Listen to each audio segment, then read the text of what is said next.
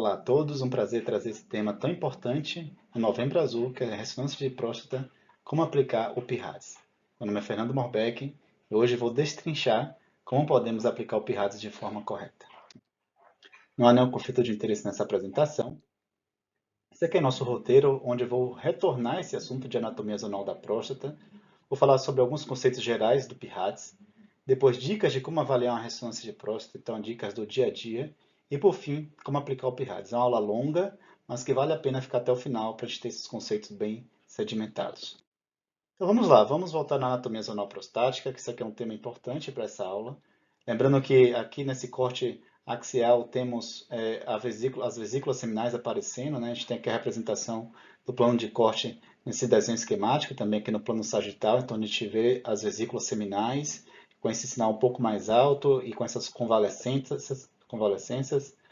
Aqui num corte mais inferior, na base prostática, e abrindo um parênteses, lembrando que a próstata é uma pirâmide de cabeça para baixo, onde a base tem contato com a bexiga e o ápice tem ali contato com a uretra. Aqui nesse plano da base, a gente vê algumas estruturas bastante importantes, como a zona periférica, aqui eu vejo a zona central, e aqui na frente a zona de transição. Nesse corte eu consigo ver também, apontado pelas setas, os ductos ejaculatórios que vão ligar basicamente as vesículas seminais ao vero montano que fica representado ali na uretra. No corte do terço médio prostático eu vejo então aqui a zona periférica, esse corte é muito bom para a gente entender bem a anatomia zonal. A zona periférica basicamente ela vai da base ao ápice prostático. Aqui na frente tem uma zona de transição com seus nodos de hiperplasia, que são os achados comuns aqui da zona de transição, e aqui na frente o estroma fibromuscular anterior. Vale lembrar que nesse corte aqui do terço médio prostático eu já não vejo mais a zona central, lembrando que a zona central ela fica na base e posterior, ali em volta dos ductos ejaculatórios. Nesse plano de corte também tem uma imagem que é muito importante quando a gente avalia a próstata, que são os feixes vasculos nervosos, que eles correm aqui na gordura periprostática, nessa localização que chamamos de ângulo reto prostático. E aqui a gente tem os feixes vasculos nervosos pintados em azul, aqui à esquerda e à direita. Esses feixes correm mais ou menos aqui às 5 horas e às 7 horas do contorno prostático. E por fim, um corte mais apical, onde tiver aqui novamente a zona periférica praticamente abraçando toda a uretra. Nesse plano, praticamente a gente não vê mais zona de transição. Aqui, como eu falei, a uretra. E nessa imagem aqui, com o sinal mais alto, a zona periférica circundando a uretra, como eu acabei de mencionar. Vamos agora para um outro plano de corte, um corte no plano coronal, onde eu trago aqui dois cortes desse plano coronal, um mais posterior, que é esse primeiro que eu estou circundando em azul, aqui o contorno azul, né, para ver a representação aqui em azul, para saber mais ou menos onde estamos, e aqui um corte mais anterior, com contorno em branco, a gente vê aqui essa linha em branco, seria esse plano de corte dessa segunda imagem. Então aqui eu vejo muito bem nesse plano de corte coronal a zona periférica com esse sinal alto em T2 e a zona de transição bem na base prostática, formando aqui uma imagem de coração. Essa aqui é a imagem típica da zona central, essa imagem coração na base prostática e mais posterior. Então aqui em um rosa mais claro, a gente vê a zona central e aqui no lilás a zona periférica, como eu acabei de mencionar, a mesma representação que a gente vê aqui nesse desenho esquemático. E por fim, trazendo aqui a próstata agora no plano sagital e remontando esse desenho esquemático, então a gente vê aqui como base a uretra prostática, aqui essa imagem mais dilatada é o vero montano. Nesse vero montano, como eu mencionei anteriormente, tem a desembocadura dos ductos ejaculatórios, aqui está representado somente uma vesícula seminal, pelo didatismo da imagem. E aqui a gente agora montando, a gente tem a zona de transição que circunda a uretra, lembrando que quando esse paciente fica mais velho, essa zona de transição cresce, ela circunda a uretra em quase toda a sua totalidade, vai geralmente da base ao ápice, quando esse paciente fica mais idoso, por conta desses nodos de hiperplasia. Nessa segunda imagem, então, eu teria aqui agora a zona central, circundando o ducto ejaculatório, que está aqui em cima, a zona central. Nesse corte paramediano eu consigo ver bem. Eu passei aqui e não mencionei, né, quando pintou aqui a zona de transição, mas está bem nítido a zona de transição aqui bem representada. A zona periférica, esse sinal mais alto em T2, que acabei de pintar, em lilás. E por fim, o estroma fibromuscular anterior. E com isso temos as quatro partes anatômicas da anatomia zonal prostática. Indo para os conceitos gerais do PIRADS, lembramos que o PIRADS Ele é uma classificação que foi criada em 2012, já tivemos duas atualizações desde então. Em 2016 tivemos a versão 2, em 2019 a versão 2.1, que é aquela que estamos utilizando agora. E lembrando que o PIRADS é um documento vivo, ele vai tendo modificações ao longo do tempo, incorporando melhorias e aquelas alterações que são vistas nos trabalhos grandes que te tem, para tentar melhorar cada vez mais esse tipo de classificação. O objetivo principal do PIRADS é melhorar os desfechos oncológicos para os pacientes, lembrando também que o objetivo aqui é padronizar tanto a aquisição da imagem como a interpretação da imagem pelos radiologistas. Então, o PIRADS ele tem como papel identificar e localizar aquelas lesões que podem ser uma neoplasia clinicamente significante, que vale a pena a gente lembrar que esse conceito de neoplasia clinicamente significante seria aqueles tumores Gleason 7, 3+4 ou mais. Lembrando que, reforçando que o Gleason 7, 3+4 é o ESUP2.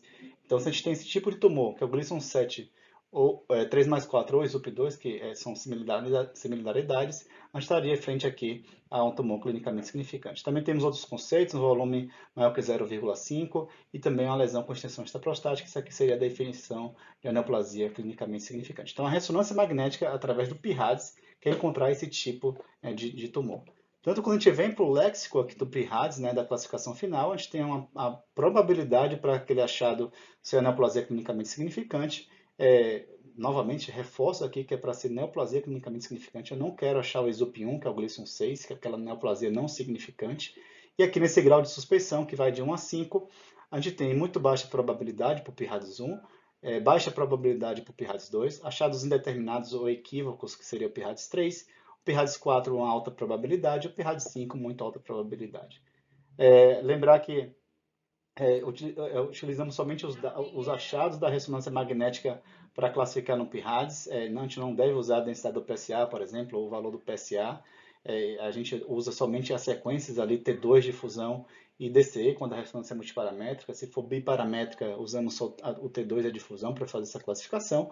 E a conduta, basicamente, é tomada a partir desse PIRADS. Logicamente que o urologista que está conduzindo o caso, ou o oncologista, ou qualquer outro médico que conduza esse caso de uma ressonância de próstata, ele pode indicar biópsia por outros motivos, mas se a gente usar somente os dados da ressonância magnética, teríamos aqui um PIRADS 1 e 2 sem biópsia, PIRADS 4 e 5 biópsia com certeza, e PIRADS 3, eu coloquei aqui uma conduta individualizada, mas existe uma indicação mais formal de biópsia nesses casos, mas sabemos que essa conduta realmente é bastante individualizada e é um tema de grande debate se devemos ou não devemos biopsiar todo o PIRADS 3. Então não é assunto para essa aula, mas fica aqui a mensagem que o PIRADS 3, habitualmente, ele tem uma conduta não tão rígida, depende muitas vezes da densidade do PSA do paciente, da cinética do PSA, e alguns urologistas preferem biopsiar todo o caso PIRADS 3. Então é muito, como eu mencionei, uma conduta mais individualizada que a gente tem no PIRADS 3 na atualidade. Aqui é um desenho esquemático de um artigo que publicamos recentemente, trazendo aqui o léxico do PIRADS, onde eu vou gastar um pouco de tempo agora, que depois a gente vai passar mais rápido por esse assunto novamente. Mas basicamente o PIRADS é uma classificação de 1 a 5, como eu mencionei, mas também é uma classificação de 1 a 5 que serve para a sequência dominante da zona periférica, que aqui no caso é a difusão, e uma classificação de 1 a 5, que aqui a gente tem também para a sequência dominante da zona de transição, que é o T2. Então, basicamente, eu utilizo esse sistema de números, numéricos, de 1 a 5, para classificar primeiro aqui na coluna da sequência dominante, depois eu vou observar se existe algum critério para upgrade, porque a sequência dominante pode ser, por exemplo, um PIRADS 3, mas a classificação final pode ser um PIRADS 3 ou um PIRADS 4. Isso vai depender da sequência secundária. E a sequência secundária, por exemplo, aqui na zona periférica, seria a imagem pós-contraste. Então, lembrando, sempre usamos primeiro o racional da sequência dominante, damos a sua numeração, a classificação numérica, se é 1, 2, 3, 4 ou 5, e cada uma vai ter sua representação de léxico correspondente. A mesma coisa a gente pode transpor aqui para o racional da zona de transição, e depois temos que observar se tem critérios ou não para a gente classificar como um PIRADS maior, dar um upgrade. Lembrando que aqui a sequência secundária na zona periférica é o DCE, como eu acabei de mencionar, e aqui na zona de transição a sequência secundária seria a imagem de difusão. Então vamos lá, o que seria um PIRADS 1 Um P-RADS1 aqui na zona de transição seria um nódulo típico, uma imagem de P-RADS1 na zona periférica seria uma zona periférica completamente normal. Agora eu vou mudar um pouco a minha terminologia para as demais classificações. Eu vou me basear primeiro na coluna aqui da zona periférica para ficar mais didático. Então, na zona periférica, como eu mencionei, né, a difusão é a sequência dominante. A gente já falou que uma difusão completamente normal, ela recebe a pontuação 1 e logo o seu P-RADS final vai ser 1. Vejam que a seta aqui não tem como a gente dar o upgrade. Aqui, a numeração 2, então, a difusão pontuação 2 seria alterações em faixa ou em linha, e automaticamente uma difusão pontuação 2 é um P-RADS 2. Agora, preste atenção que o 3, 4 e 5 tem uma palavra em comum entre essas três classificações, que seria a alteração focal. Então, lembrar que essa alteração focal, ela vai ter uma classificação 3, 4 ou 5 na difusão. E o que a gente vai diferenciar da pontuação 3 versus 4 e 5, basicamente, é o grau de restrição à difusão. Então, lembrando, para ficar mais didático ainda, uma restrição à difusão acentuada, que seria um marcado alto sinal na difusão com marcado baixo sinal no ADC, seria a classificação 4 ou 5. Basicamente, o que diferencia a pontuação 4 e 5 é o tamanho e se tem sinais de extensão extraprostática. Lembrando que o tamanho aqui no P-RADS é 1,5 centímetros. Então, vamos lá reforçar. Se eu tenho uma lesão com a marcada restrição à difusão que mede 1,3 centímetros, ela automaticamente recebe a pontuação 4 da difusão e o seu P-RADS final vai ser 4, considerando que é a lesão da zona periférica. Se eu tenho uma lesão com moderada restrição à difusão, ou seja, eu tenho um marcado baixo sinal no ADC e eu tenho um moderado alto sinal na difusão, ou vice-versa. Lembrar que nunca pode ser marcado nos dois, porque se for marcado nos dois, logicamente, a gente está falando aqui da pontuação 4 e 5. Então, se eu tenho uma moderada restrição à difusão, eu tenho que perguntar primeiro se esse caso tem um realce precoce, para saber qual vai ser o P-RADS final. Então, vamos supor, um caso hipotético, uma paciente com uma lesão focal medindo 1,2 centímetros com moderada restrição de difusão, que não tem hiperrealce pelo meio de contraste, então DCE é negativo, ela permanece com um P-RADS 3. Se uma lesão, do mesmo modo que eu comentei, tem uma perfusão positiva, ela recebe um P-grade com P-RADS 4. Então, esse aqui seria o lado da zona periférica, usando a difusão como sequência dominante. Então, destrinchamos aqui cada numeração, que veio de 1 a 5. E agora vamos para a zona de transição. Na zona de transição, a gente já mencionou aqui que o P-RADS1, basicamente esse T2 pontuação 1, T2 pontuação 1 é uma zona de transição completamente normal, ou com nódulos típicos, aqueles nódulos circunscritos. Isso aqui a gente considera como pontuação 1, ele automaticamente é um P-RADS1. O P-RADS 2, o T2 pontuação 2, seria então aquela imagem que tem um nódulo, porém esse nódulo não é típico, ou seja, eu não consigo ver 100% o contorno desse nódulo, ele recebe uma pontuação 2, e com isso eu não sei se o P-RADS dele final vai ser 2 ou 3. Eu tenho que ver a sequência secundária, e aqui a sequência secundária é a difusão. Vejam que aqui a difusão, para você dar um upgrade, é uma difusão pontuação 4 ou 5, que acabamos de mencionar. A difusão pontuação 4 e 5 é isso aqui, ó. São aquelas lesões que têm a marcada restrição à difusão. Então, se for uma lesão, um nódulo atípico, ele receberia uma pontuação 2. Se tiver uma marcada restrição à difusão, ele vai virar um P-RADS 3. Se ele não tiver marcada restrição à difusão, ele permanece como um P-RADS 2. E agora o que temos em comum entre as classificações, pontuações 3, 4 e 5 aqui na zona de transição? Ou seja, quais são as alterações em comum aqui nessa sequência T2, que é a sequência dominante, que seria aqui a palavra mal delimitada. Então, se você tem uma alteração mal delimitada, você está frente a uma alteração que seria classificada como 3, 4 ou 5. Então, basicamente, o que diferencia a pontuação 3 versus 4 e 5 seria a palavra heterogêneo. Tá? Se você tem uma alteração mal delimitada heterogênea, a gente geralmente está frente a um caso mais indolente, que pode ser eventualmente uma hiperplasia estromal. Isso aqui a gente tem que ver depois qual o grau de restrição de fusão. Então vejam aqui que você pode dar um upgrade para um P-RADS 4. E se você tiver uma lesão mal delimitada homogênea, ela automaticamente recebe a pontuação 4 ou 5. E, novamente, o que diferencia aqui o 4 e 5 é o tamanho e sinais de extensão extraprostática. E, novamente, assim como a zona periférica, o tamanho aqui é 1,5 centímetros. Então, um caso hipotético, uma lesão mal delimitada, ou seja, eu estou falando de um 3, 4 ou 5, heterogênea, seria aqui uma classificação 3. Então, aqui agora o meu P-RADS final pode ser 3 ou 4. Eu tenho que ver qual o grau de restrição à difusão. Vejam que para eu dar um upgrade, a difusão tem que ser pontuação 5. A pontuação 5, lembra o que é? uma restrição à difusão acentuada e uma restrição de difusão que mede mais de 1,5 centímetros. Se não for isso, se for de 1 a 4, ele permanece como 3, como vocês estão vendo aqui agora. Então, se eu tiver uma alteração mal delimitada, heterogênea, que tem uma moderada restrição à difusão, que seria então a pontuação 3, por exemplo, ele viraria aqui um PIRADS 3. Se fosse uma alteração mal delimitada, heterogênea, com restrição de difusão acentuada, porém menor que 1,5 centímetros, ela também permaneceria aqui como um PIRADS 3. Então, esse é o racional da classificação do PIRADS de uma forma mais numérica. Então, vamos agora aqui continuar. Lembrando que cada grau aqui do PIRADS você pode ter uma taxa de positividade para neoplasia clinicamente significante. Logicamente, essa taxa de positividade aumenta conforme o PIRADS vai aumentando. A gente tem aqui 6% para o PIRADS 1, então observem que esse aqui em lilás seria a neoplasia clinicamente significante, que é aquilo que importa realmente.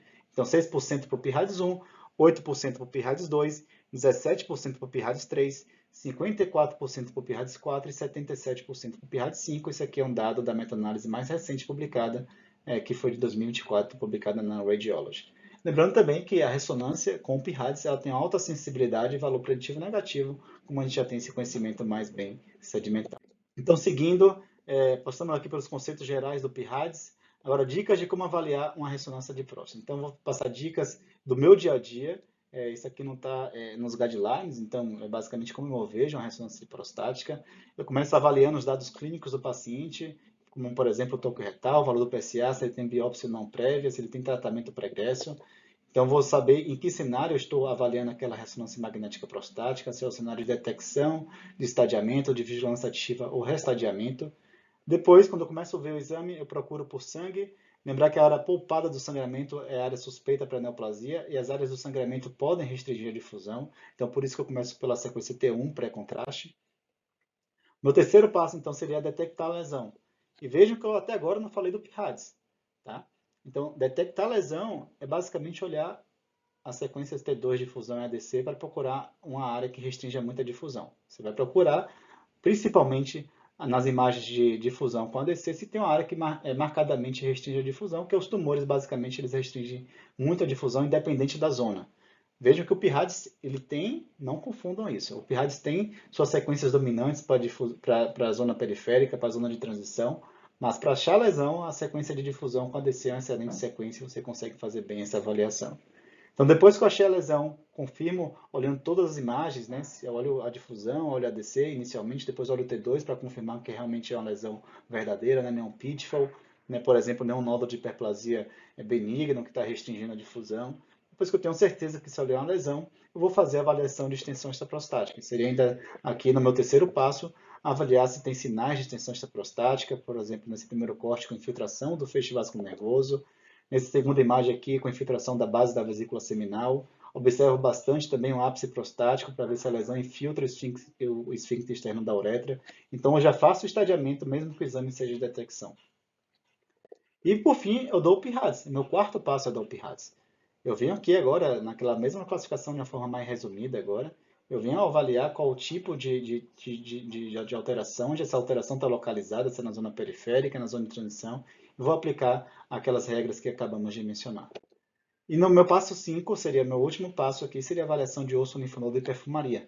Basicamente, eu vou ver se tem osso acometido, ver se tem linfonodomegalia secundária, também avaliar se tem algum outro achado que seja relevante. Muitas vezes, por exemplo, está avaliando a próstata, o paciente pode ter um tumor de reto. Então, prestar muita atenção nesses outros achados pélvicos que a gente pode detectar durante um exame de ressonância magnética prostática. Passando agora como avaliar uma ressonância de próstata, a gente já falou. Passando para o nosso último passo, seria como aplicar o PIRADS.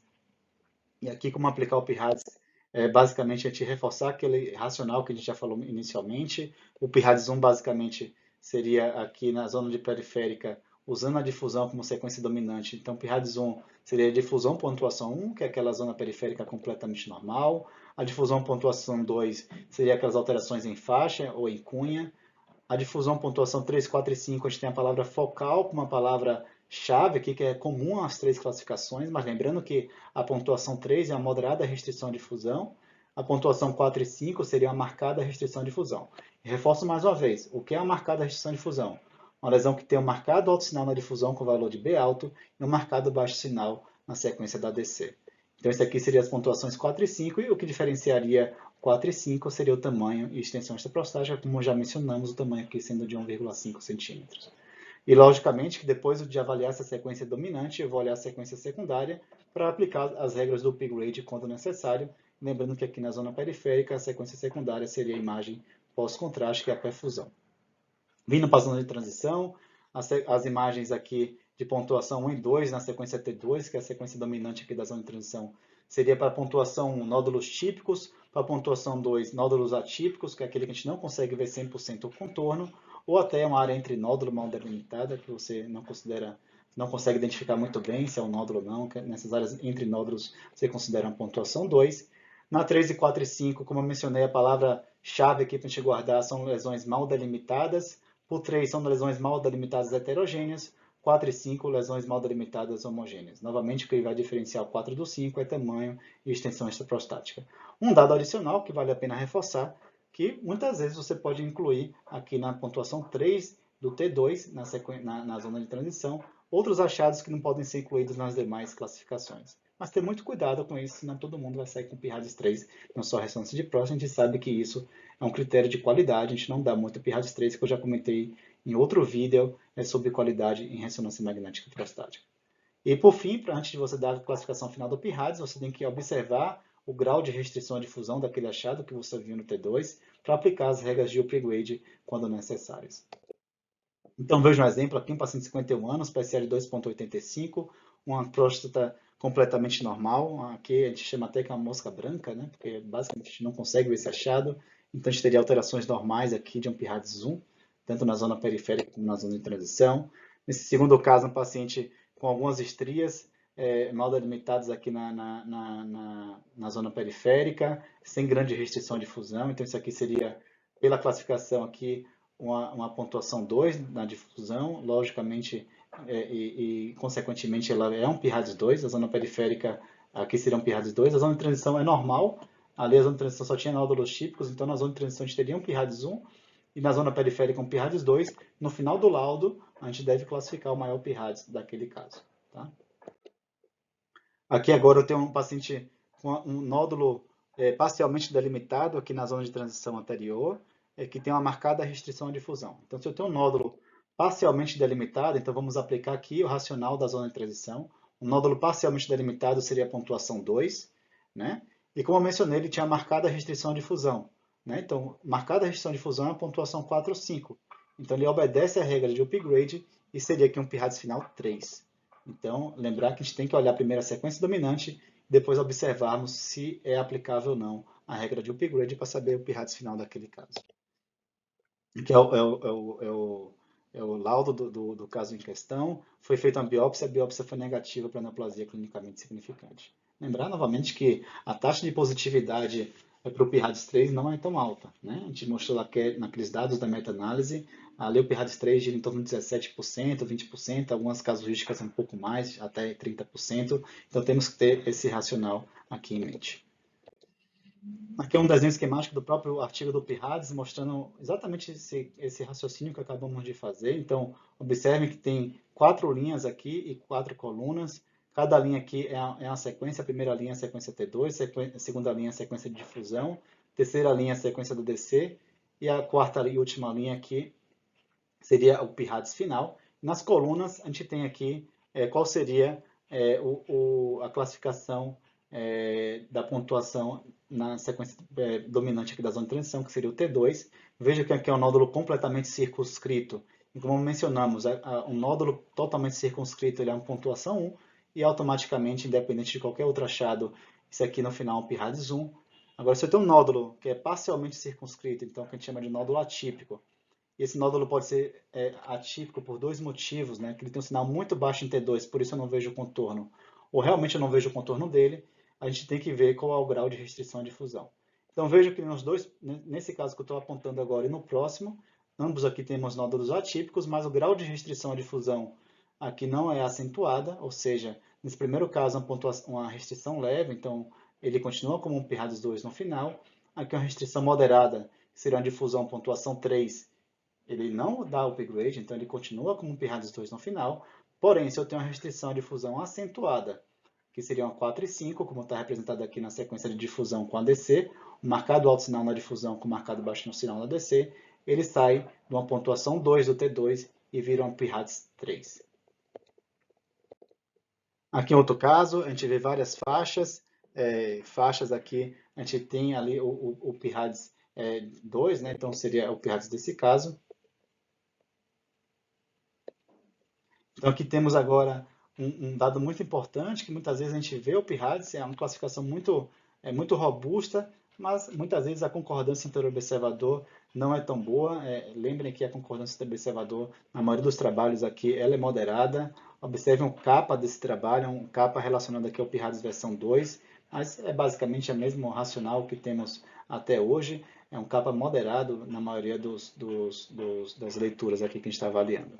Né? Então, veja aqui para a zona periférica, entre todos os radiologistas, um capa de 0,4. Aqui na zona de transição também, permanecendo um capa de 0,4. E unindo ambas as zonas, tanto de transição como a periférica, um capa aqui em torno de 0,4 também. Aqui mais um caso, um paciente com um PSA mais alto, uma lesão focal aqui na zona periférica. Observem que tem uma acentuada restrição à difusão. Então, se ela tem uma área focal com marcada restrição de difusão, ela automaticamente já é um PIRADS 4 ou 5. O que vai diferenciar aqui, então, vai ser o tamanho e se tem sinais de extensão extraprostática. Nesse caso aqui, tinha invasão da vesícula seminal, então automaticamente isso aqui agora é um PIRADS 5. Então, vejo aqui nesse racional, né, que a gente tem uma lesão com marcada restrição de difusão, com extensão extraprostática, seria uma difusão pontuação 5 e automaticamente o PIRADS final é um PIRADS 5. Aqui é o laudo do caso. Lembrando que quando a gente tem esses casos em um cenário de detecção que vem para avaliar se tem ou não tem neoplasia de próstata, se você se depara com a lesão já infiltrando a gordura periprostática ou as vesículas seminais, a gente deve colocar isso no laudo. Devemos falar de como está o feixe vascular nervoso. Isso já é para a gente fazer tanto a avaliação de detecção como o estadiamento local para aquele caso especificamente. Aqui mais uma lesão, né? Uma lesão na zona de transição anterior. Eu vejo aqui uma lesão com mal delimitada, homogênea, com marcada restrição à difusão. Muitas vezes, esse caso é interessante, a gente acha a primeira lesão na difusão com ADC e retrospectivamente, a gente olhando aqui na imagem do T2, a gente localiza uma lesão mal delimitada, infiltrativa na zona de transição anterior. Isso aqui seria um PIRADS 5 pelo tamanho. Então, novamente, uma lesão mal delimitada, homogênea, grande, né, como vimos, ela seria aqui uma pontuação 5 da sequência dominante na zona de transição, que é o T2, e automaticamente aqui ela é um PIRADS 5. Aqui é o laudo, mostrando o relatório final, na descrição final de um PIRADS 5, a biópsia mostrou somente fragmentos positivos naquela área descrita como Gleason 7,3 mais 4. Aqui é mais um caso para a gente ter mais um exemplo, né? A gente observa um nódulo aqui junto da cápsula cirúrgica prostática. Então, essa cápsula cirúrgica é essa cápsula que delimita e separa a zona periférica da zona de transição. Esse nódulo tem marcada restrição à difusão, como a gente pode ver aqui na difusão com valor de B alto e no ADC, e também tem um realce pelo meio de contraste. Então, a gente classifica aqui esse achado como um PIRADS 4, né, porque ele é uma lesão pequena, com marcada restrição à difusão, uma lesão menor que 1,5 centímetros, então ela recebe uma pontuação de difusão 4, automaticamente é um PIRADS 4. Esse paciente aqui, como eu mencionei, foi um PIRADS 4, fez uma biópsia negativa, e lembrando que muitas vezes a gente vai ter PIRADS 4 e 5, esses casos serão negativos. E com esse último caso, finalizo essa aula sobre o PIRADS. É uma aula muito importante para a nossa prática clínica, né, para o nosso dia a dia, porque realmente a incidência da ressonância de próstata vai aumentar cada vez mais, isso é o esperado, até porque ela vai ser ainda mais incorporada aqui nas estratégias de rastreio do câncer prostático. Espero que essa aula aqui finalize o mês de Novembro Azul, um mês de conscientização do câncer de próstata. Espero que tenham gostado e convido todos para me seguirem aqui no canal e ficarem ligados para as próximas aulas. Obrigado.